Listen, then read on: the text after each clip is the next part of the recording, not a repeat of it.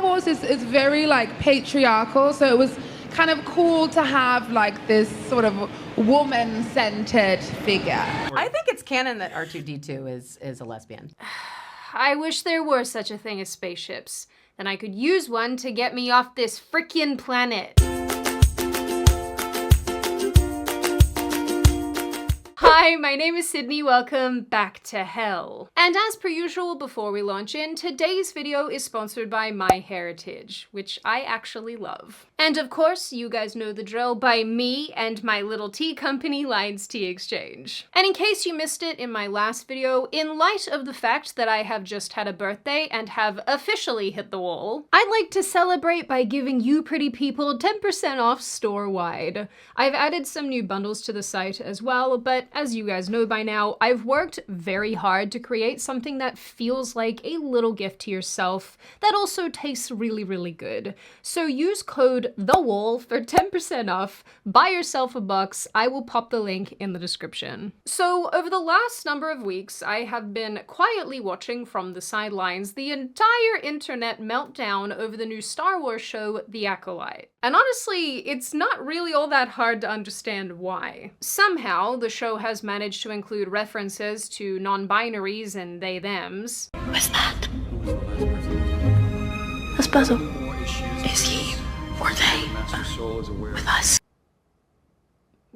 This is so clearly so Star Wars. Did you guys not know that Chewbacca's actually a furry and part of the LGBT community? In a love triangle with Yoda and all of the Ewoks. And the lead actress, Amandla Stenberg, also a non-binary they-them, called everyone racist and bigots in a rap for not liking her show. I leave you guys alone with the entertainment industry for 5 minutes, and this is what I come back to? Stenberg also managed to copyright claim people on YouTube for using tiny snippets of her rap, notably the Side Scrollers podcast, who used a section of her video in their video. I actually asked them about this, and they said that they were surprised she was able to place her song in the YouTube copyright system, clearly with the knowledge that people would be reacting to it on YouTube. So yeah, there's that. Disney/Star Wars is clearly sending their best. But seriously, for those of you who have been following this drama, it really seems like The Acolyte is yet another attempt by Disney to force corporate feminism down everybody's throats. Undoing well-understood Star Wars themes, undermining male characters, and ensuring all female characters are strong and flawless. So my character, you know, she's a powerful leader. She's a powerful leader. Yes. In a very woman-centered world, which I was very excited to kind of be in that, because I feel like Star Wars is very like patriarchal, so it was kind of cool to have like this sort of woman-centered figure. And it genuinely seems like not a single actor or actress in The Acolyte, and probably honestly in the rest of their shows and films, can even understand what Star Wars and its legacy is all about. With most of the actresses in particular parroting talking points around feminism and woman power and diversity in a world dominated by men. I think that when it comes to the world of fantasy and sci-fi in general, it hasn't felt like a safe space always for people of color. And it's been a world that I've always deeply loved and been invested in. So to be in any way, shape, or form a part of the wave that is ushering in inclusion and safety for Black nerds, it's my dream come true. But really, who could blame them, given that the women at the top who are driving these changes don't even understand the franchise themselves, preferring instead to alienate Star Wars' male fanbase, while at the same time creating unrealistic, unlikable, female-centric entertainment. Disney has been at this game for quite a while, with most of its princess remakes leaning heavily into these themes, and many of the Marvel shows and films repeatedly giving us Mary Sue-esque characters. But Star Wars is, perhaps, experiencing the most egregious push when it comes to the attack of feminism and insufferable political messaging. And it's made worse by the fact that, it seems, many people behind these horrible changes are women, which is just, like, so embarrassing for all of us. And I'm not gonna lie, seeing all of the absolutely insane comments made by women who are performing in The Acolyte really made me want to talk about this. So that's what we're going to talk about today: the women destroying Star Wars, why they're doing it, and how we can get this nonsense to stop. Just kidding, I don't have an answer to that. And of course, all of my regular disclaimers. I'm not gonna get to everything in this video, even though I have tried to include as much as I can. And actually, as I was editing this, I was finding more things I wanted to add, but I just was like, we don't have time for this. But before you once again board my hell gondola and together we cry our salty tears of sadness to fill this lake of sadness on which we are floating, let's hear from today's sponsor, MyHeritage. Understanding your roots is important. The family kind, not the tree kind. You can learn about yourself and your family, like who may have been a gunslinger or a serial killer. Sydney, no. And because I have always wanted to learn more about my history, because my family is from all over Europe, I was really excited to partner with MyHeritage to find out more about my family tree. With MyHeritage, I've been able to trace my family back to the 1600s on my dad's side.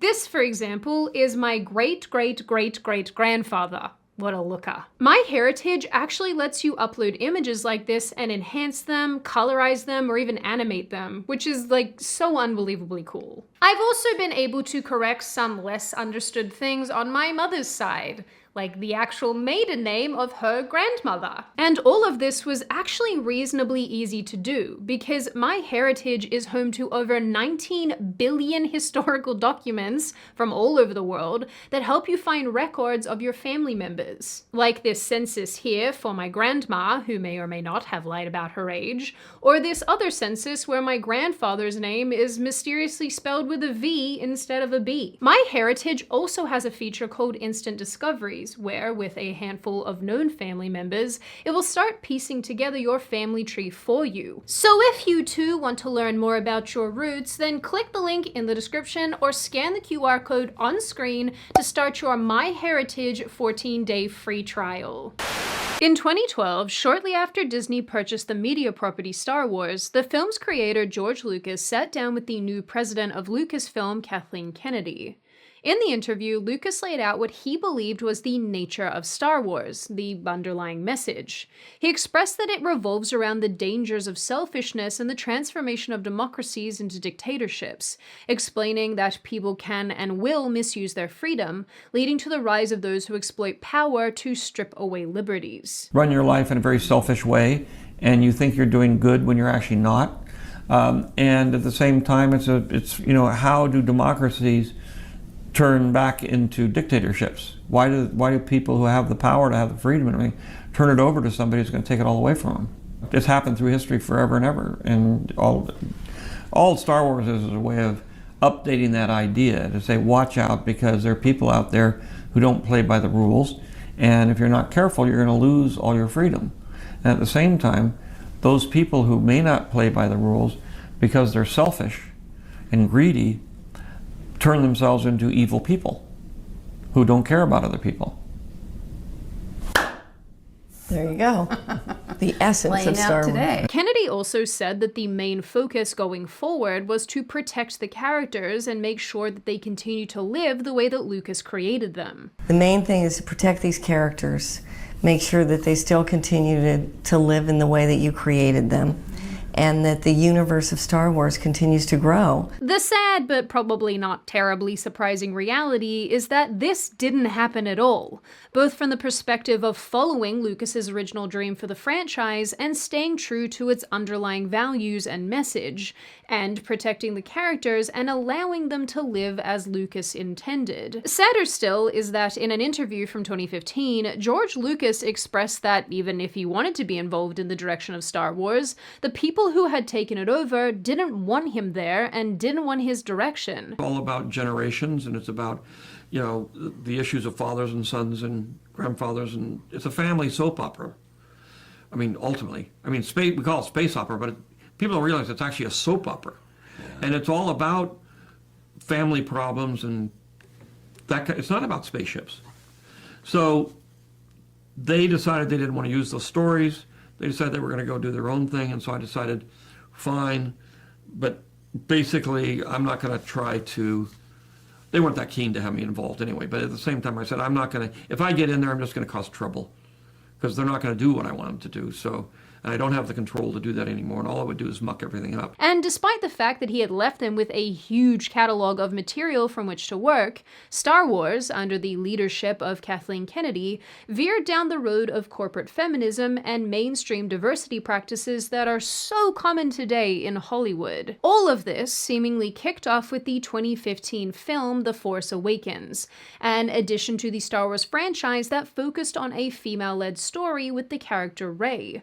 Right out of the gate, Rey's storyline had many fans shaking their heads. Some people argued that she didn't have any meaningful character arc and became excellent at many things without any prior knowledge and minimal mentoring and training. Rey was inherently skilled at things that took powerful characters years and years to achieve, notably Luke Skywalker, and if we can pull someone from these later films, Kylo Ren. What's interesting is that, even at this time, the feminist-driven agenda was well and truly in place. And if you cast your minds back to the 2015 George Lucas interview that I just referenced, it's even more depressing when you realize that The Force Awakens had been released only a few months earlier. Poor George. Actually, as another aside to this, I found a particularly frustrating video where Kathleen Kennedy is talking about George Lucas like he's died. There isn't a day that goes by or went by as we were making the movie where we don't talk about George. You know, it's the standard, what would George do? You can just give him a call, Kathleen, but you won't do that because you're a pair of sweaty salad tongues and you pushed him out. Congratulations, you killed a man's dreams. Probably not the first time. But it's not particularly surprising Star Wars was starting to go down this road. Everyone orbiting the project and Lucasfilm had been very open about their messaging objectives. In an interview with Good Morning America, the film's director, J.J. Abrams, said that he hoped to transform the long-running space opera from a boys' thing to a female-friendly franchise. His comments, which actually landed him in some hot water, leading to many an article from an angry woman shouting that the early Star Wars films were for her too, still acknowledged that Star Wars was always a boys' thing, and that dads could take their sons to it, which honestly, that's pretty frickin' true. Star Wars was always a boys' thing and you know, a movie that dads could take their sons to. And though that's still very much the case, I was really hoping this could be a movie that mothers take their daughters to. Around the same time, Kathleen Kennedy also gave an interview where she said that she's trying to grow the number of women at Lucasfilm and the number of female protagonists, adding that the vast majority of people who worked on The Force Awakens were women. We are trying to grow in the workforce the number of women in executive positions and in all positions inside the company, and with the movies that we're making, and with the protagonists that we're putting in the stories. So I get a huge amount of support with that. But we have 50% of our executive team are women. Mm-hmm. And 6 out of 8 of the people in my story group are women. And I'm sure there's a lot of people that would be surprised that we're making Star Wars movies and the majority of the people involved in the development of those stories are women. Don't get me wrong, I get women uplifting other women, and actually, I'm all here for that. But what's like the primary motivator of killing merit? Why do you want all these women, Kathleen? You want your cycles to sync up? Now, some of this absolutely seems to be an overcorrection of sorts to decades of male-led projects in Hollywood and entertainment. After all, it's only been in recent years that female creatives has started taking up more space in the industry, after plenty of women from way back when attested to just how challenging it was to break into the entertainment field and then be taken seriously. Some of the most notable and beloved classics are male-focused, male-orientated movies that strongly appeal to male audiences. And while I can understand the drive to see more things that appeal to women, more things that involve women, which, you know, like I'm always here for, you guys know that I love a good, well-written female lead. I don't think that the way to go about that is by attempting to ham-fist feminism and diversity into that which already exists. But this seems to be one of the central issues with Kathleen Kennedy and her band of female creatives. According to these women, as far as Star Wars goes, there must be more female representation, even if it doesn't make sense and even if the audience doesn't like it. Even as far back as 2012, Kathleen Kennedy had literally assembled a female-only group of writers, directors, and showrunners, some of whom, notably Kiri Hart, Rain Roberts, and Carrie Beck, have held and continue to hold executive roles at Lucasfilm. And each of these women, seemingly from day one, were united with Kathleen Kennedy in her quest to completely reorientate the Star Wars franchise. Whether that was hiring women for specific tasks at the company, writers, directors, other people who do things in this space, or forcing female representation and diversity into every single project. And if you think I'm exaggerating, I'm not. In 2017, the New York Times published an article titled "The Women Who Run the Star Wars Universe." The article discussed Kiri Hart's female-only story group, explaining that in the early days, they literally sat around and discussed how they wanted to create more female characters. Today, the story group has expanded and added a handful of men, which, I mean, okay, good stuff. But their objectives are more or less the same. More women and more diversity. Starting with, for example, the growth of Ahsoka as a story in the franchise. A character who, just by the way, was originally not remotely well received by audiences. It's like there's a theme here. However, the group proceeded forward with her anyway, allowing her to satisfy a desire for another female lead and someone who doesn't look white. Because she's orange, I guess. This article also credits this writing group with the diverse characters in The Last Jedi, specifically pointing to Rose Tico, played by Kelly Marie Tran, the first Asian American woman to star in the saga. Oh my god, our barriers of entry are so low. And for their efforts, this largely female-led writing group was able to pat itself on the back for including more women and more non-white people and more diversity than ever before. But obviously, this feminist forward thinking didn't stop in 2017. If anything, it's only accelerated since then. Not only because we have been saturated with Star Wars content, but what's being churned out looks completely different to Lucas's original vision, and frankly, at least in my opinion, that's a bit of a travesty. That's putting it mildly, of course. This is in fact terrible. Then it makes me sad inside. I can't help feeling bad for this guy because his entire contribution, the entire thing that he brought to the world, has just become one giant womp womp. In April 2023, Kathleen Kennedy said that even more women-led projects were on the horizon, insisting that they don't set out to have women in charge, but it just so happens to go that way. Okay, Kathleen, we believe you. She said, "I think we have attracted some really strong women in front of the camera and behind the camera, and that's been thrilling." She was, of course, referring to the upcoming Ahsoka series, The Acolyte, which we'll get into in a moment, and the upcoming movie about Rey set 15 years after the events of The Rise of Skywalker. A film that is also just directed by another woman called, I'm not even gonna try, this is Sharmeen Obaid Chinoy. I don't know, just put me on the ground. A woman who came under fire earlier this year for saying, "We're in 2024. It's about time we have a woman shape a story in the galaxy far, far away." We already have. For the last number of years. That's why your franchise is dying. The blowback she received for her comment was nothing compared to the hate storm brewing over The Acolyte, probably one of the worst creations the Star Wars universe has ever made. The Acolyte was doomed to fail from the outset for a multitude of reasons. From the cast joking about it being the gayest creation in the history of Star Wars. I want to ask you both because this is, I would say, arguably the gayest Star Wars, I think by a considerable margin. And are you excited about that? Are you Not bracing the gayest yourself? Star Wars. Not the It's pretty gay, let's be honest.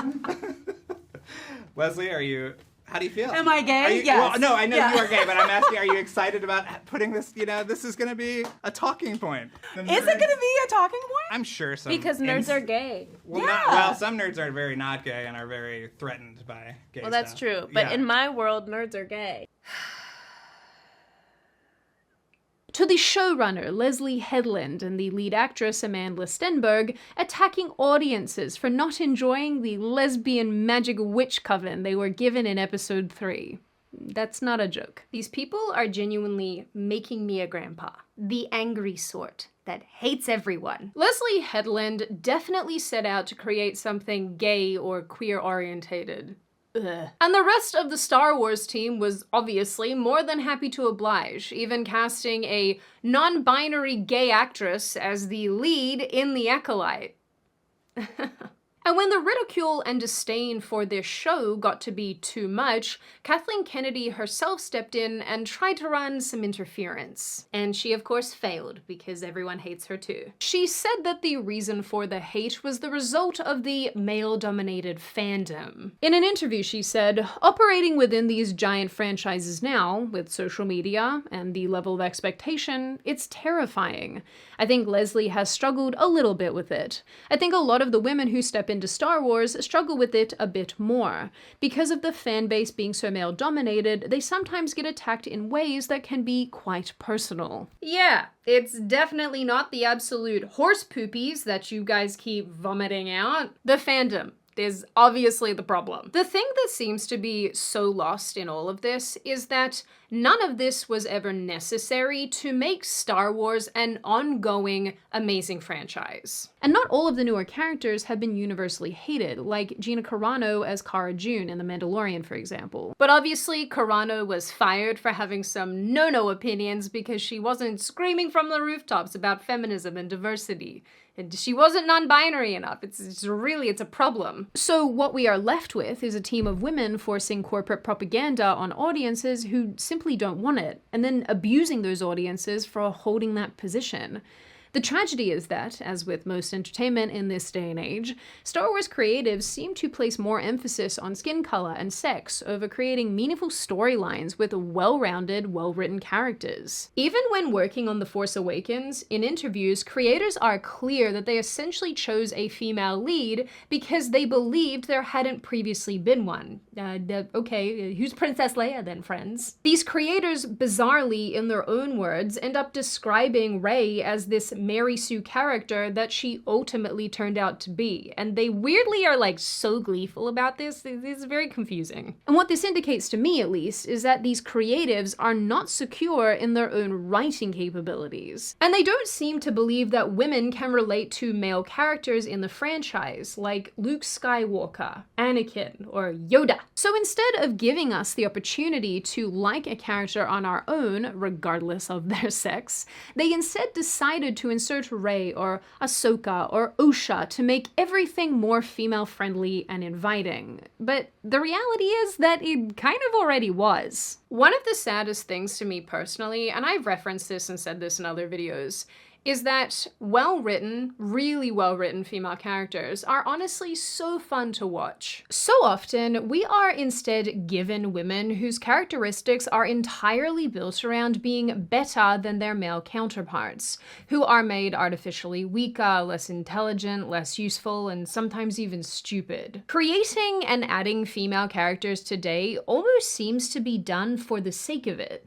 And them being included at all shouldn't come at the cost of every male character around them. Just like it also shouldn't come at the cost of giving these women actually meaningful character arcs and character development and flaws and struggles and a relatable personality, which they are almost always lacking. The women working on Star Wars today are a symptom of an ongoing cultural obsession to rectify perceived past gender biases in entertainment, when there were apparently too many men and too many white men. In this attempt to make Star Wars less problematic for modern audiences by introducing new characters that align with modern sensibilities or forcing storylines laden with overt left-wing political messaging, we are ultimately left with entertainment that is, at the core, unsatisfactory pandering. The fact is, there is nothing wrong with Star Wars being, originally and forevermore, a franchise that is just more appealing to men. That doesn't mean that it can't and doesn't have crossover appeal with women. The unnecessary gender-targeted iterations we are seeing right now will simply leave everyone unhappy while pissing off the original fan base. Something I also wanted to add here, but I didn't know where to put it, so I'm putting it here, is that George Lucas actually addressed some of these corporate feminist criticisms recently at the 2024 Cannes Film Festival. He made mention that people have accused his films of having no female characters. He responds, "Who do you think the hero is?" Later on, when they were making more movies, they said, "There's no women in the movies." I said, "Who do you think the heroes are in those films? What do you think Princess Leia was?" She is the head of the rebellion. She's the one that's taking this young kid that doesn't know anything and this boisterous, I know everything guy who can't do anything and trying to save the rebellion with these clowns.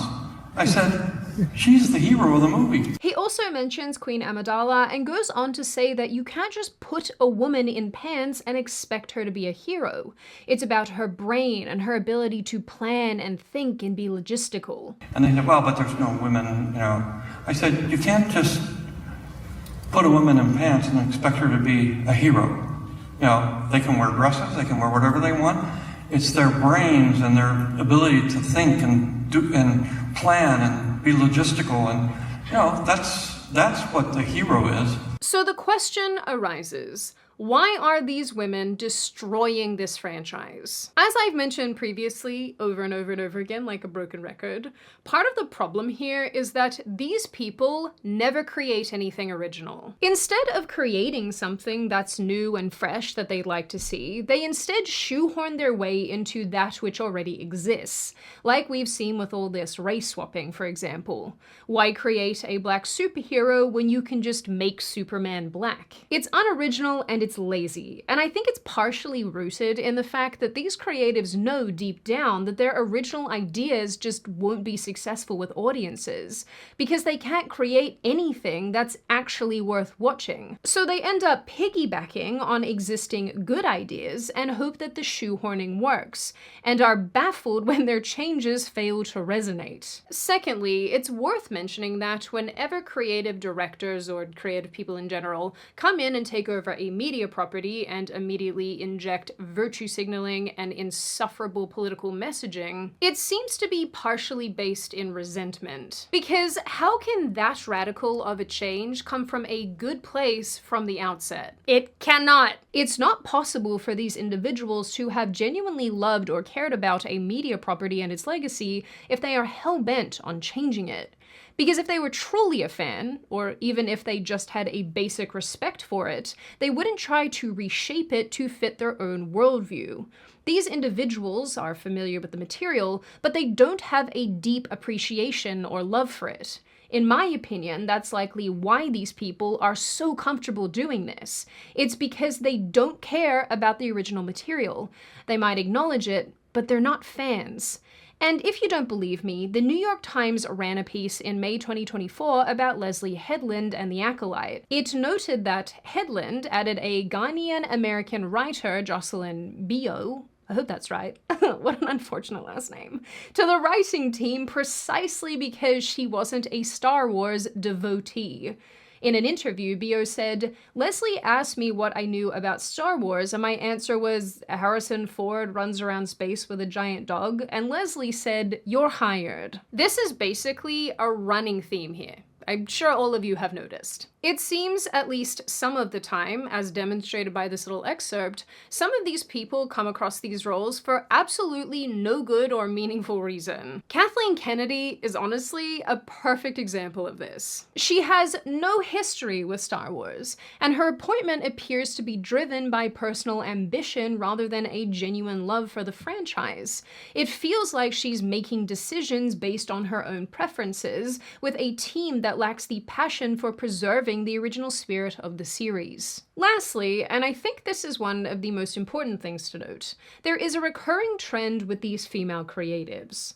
They can't relate to characters that aren't like them, and they don't think that anyone else can either.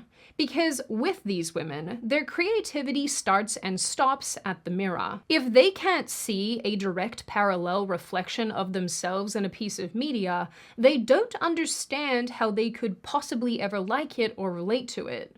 Given that they've wormed their way into these roles and have assumed creative direction, they eliminate things they don't like or understand.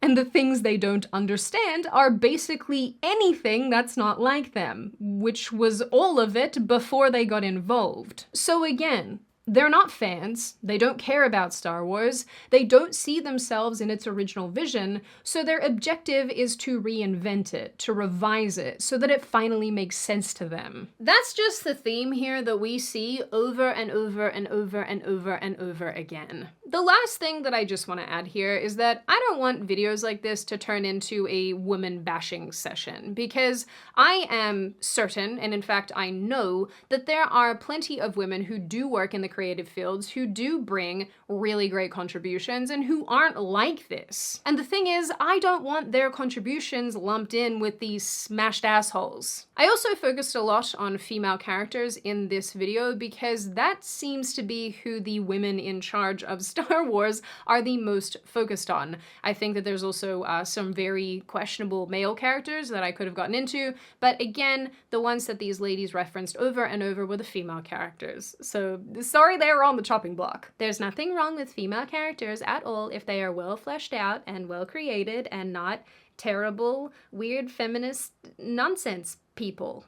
Finally, there's actually nothing wrong at all with setting out to tell a specific kind of story. But jamming corporate feminism into absolutely everything at absolutely every opportunity is never going to satisfy or impress audiences, regardless if those who are viewing are male or female. And in the end, political messaging like this, that these women, that these creatives, that these people are so obsessed with, is never going to outdo good and meaningful storytelling. Now, before I open the floor to all of you, this is just a reminder to check out MyHeritage using the link in the description or scanning the QR code on screen. I promise you, you should definitely take advantage of their 14-day free trial. It's very cool. You'll find out a lot of really interesting stuff about your history, and I encourage most people to know where they come from. Also, don't forget to click the link in the description or go to lionsteaexchange.com, my little company, to take advantage of this birthday celebration thing that I have going on. Use code THEWALL for 10% off store-wide. Now, open the floor to all of you. What do you all think? Are you somebody who likes this current version of Star Wars and you like the shows and the films and what's going on at the company? Are you somebody who hates it and you think it's terrible and you wish that they would just stop? Do you think that there's a need for more female characters and appealing to women as an audience? Do you think that it's not necessary at all and women can just get by with what's already on screen? What do you make of the women at the top of this company, at the women who are working on these projects? Are they in the right? Are they in the wrong? Are they good? Are they bad? What do you think of corporate feminism as a general idea that is infiltrating the media industry and the entertainment industry? Is that good? Is that bad? And what do you generally make of this issue overall? As always, if you have made it this far in the video, congratulations. I always like having you guys along for the full ride. If you are new here and you would like to see more of me and more of this sort of content, feel free to subscribe to the channel, as well as leaving this video a like and a comment, because I do read the majority of them and I really like reading your feedback. Of course, if you have any video ideas or suggestions, feel free to let me know because I have a running list of all of those. But in the interim, I will see you wonderful, pretty people in the next video.